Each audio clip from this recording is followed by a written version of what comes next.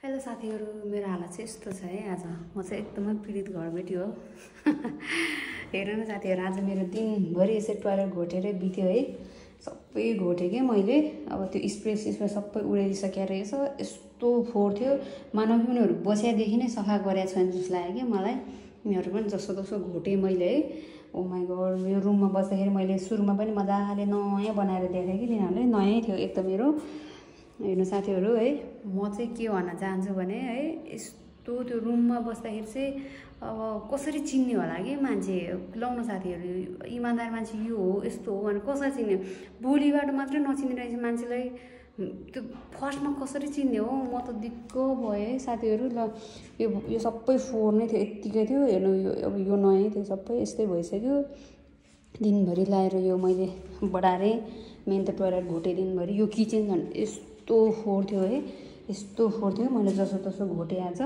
म त यिनीहरू सबै बढारेँ मैले। यो त हेर्नु न साथीहरू, अब भनौँ भने घरबेटी किलाई ठोक्न दिँदैन भन्छन् भनेर मैले के भनेको थिएन। तर ठोकिराहरू ठोक्यो भने अलिक सानो सानो ल्याएर यो ढलान किलो ठोक्यो हुन्छ कि साथीहरू। अब पछि उकाउनु यस्तो चाहिँ बनाउनु भएन नि होइन। यस्तो हुन्छ नि, आफूले नै कस्तो हुने क्या। अब त्यहाँ माथि राखेर त्यो ऱ्याकमा राखेर पूजा गर्दो रहेछ। हेर्नु कालो सबै। अब यो यहाँतिर ल्याएर किन ठोक्नु पऱ्यो। त्यहाँ भुइँमा सरर राखे भए हुन्थ्यो नि। हेर्नु न कति छ, त्यहाँदेखि छ। अब यो माथिको सिसाहरू सबै फुटाइसकेको छ है। मैले यहाँ सबै फ्रीमा दिएको थियो। वाइफाई पनि यो राउटर यहाँ राखेर मजाले दिएको थियो। तातो पानी, चिसो पानी, 24 घन्टा पानी दिएकै थिएँ है। तर यस्तो बनाएर गयो कि साथीहरू। मलाई मेन त त्यो भन्दा नि के भयो भने, म पीडित हुनुको रिजन चाहिँ तपाईँहरूले भन्छ है साथीहरू। आज मैले रुममा भाडामा राख्दाखेरि मान्छेहरू सुरुमा बोल्दाखेरि राम्रै लाग्यो है, इमान्दार नै लाग्यो। अनि मैले दिएँ तिनीहरूलाई। अनि भाडा एउटामा सम्झौता भयो, तर दिने बेला अर्कै दिएँ कि। तिनीहरूले 500 रुपियाँ डिडक्ट गरेर दिएँ। अनि किन यसरी दिएको भन्दाखेरि मैले हामी यतिमै सम्झौता भएर बसेको हो भने, ल म त दिन्छ। अब कोसँग सम्झौता गरेँ, मसँग भएको एउटा छ। अब त्यसरी भने मैले अब भाडामा बस्न आउनेहरूलाई त घरिघरि सर्न गाह्रो हुन्छ। अनि मैले ठिकै छ, म आफै बुझ्ने भएर कि साथीहरू नि मिसकम्युनिकेसन पनि भएको हुनसक्छ। अब ठिकै छ बस्नु भनेर भने तिनीहरूलाई। अनि एउटा त त्यो कुरा भयो है, सुरुमै कन्फ्लिक्ट हुने कुरा।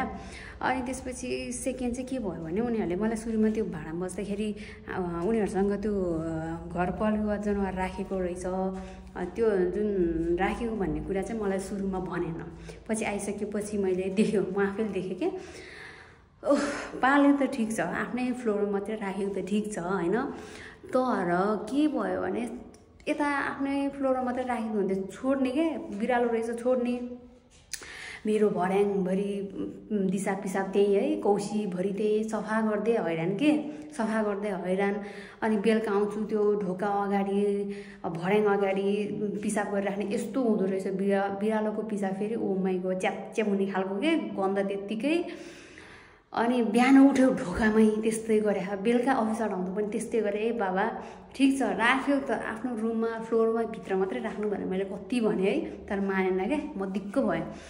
अनि थर्डमा चाहिँ के भयो भने, रेन्ट त बसेपछि त तिर्नु पऱ्यो नि, हो कि होइन। अब आफूले भोग चलाउनु गरेपछि त रेन्ट तिर्नु पऱ्यो। यतिको त कसरी राख्दैन। रेन्ट तिर्दाखेरि चाहिँ के गर्ने भने 3-4 महिना 5-6 महिना लेट गरिदिने क्या। अनि मैले के भने, हाम्रो पनि अब इन्भेस्ट गरे हुन्छ। अब घरै हामीले भनौँ न लोन गरेर बनाएको हुनसक्छ।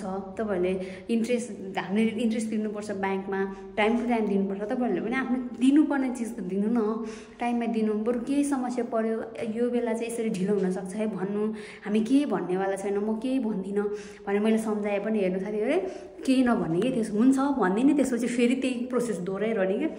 कतिचोटि सम्झाइसकेँ मैले। अनि यता चाहिँ वाइफ चाहिँ हुन्छ भन्ने, तिर्ने त अब हस्बेन्डले हो नि त कमाएर ल्याउने त। यहाँ चाहिँ त्यस्तो रहेछ कि यो फ्यामिलीको चाहिँ। अनि मैले हस्बेन्ड चाहिँ के भन्यो भने, दाइ मलाई भाडा हालिदिनु, मलाई पनि गाह्रो हुन्छ, आफूले धेरै समय भइसक्यो, बरु केही समस्या परेको छ भने भन्नु। भन्दाखेरि के हामी भाडा तिर्नु नसक्ने मान्छे हो, मागिरहनु पर्छ, हामी दिइहाल्छौँ टाइम भएपछि भन्ने कि साथी। ल 3-4 महिना भइसक्दा पनि हाम्रो पनि छ घर गाउँमा फुर्ती लाउनु पर्दैन त्यसरी भने कि सिधै त्यस्तो भन्ने है ओहो ठुल्ठुलो कुरा कि आफै घरबेटी जत्तिकै भन्ने साथीहरू मलाई त यति दिक्क बनाएको ओ माइ गड बल्ल बल्ल बल्ल छोड भनेर 6-7 महिना बल्ल बल्ल छोडेँ है त्यो पनि म गाउँ जाँदाखेरि छोडेर यस्तो फोहोर गरेर छोडेर गयो साथीहरू है मलाई त यति दिक्क बनायो ल हामीले सफा गर्दैछौँ भनेको थियो अब मैले त हुनु हो भने अब म फेरि पत्याइहाल्ने कि फेरि अनि त्यसपछि आएर हेर्छु बेहाल छ अब आफूले भ्याउँदैन बल्ल बल्ल आजको शनिबारमा चाहिँ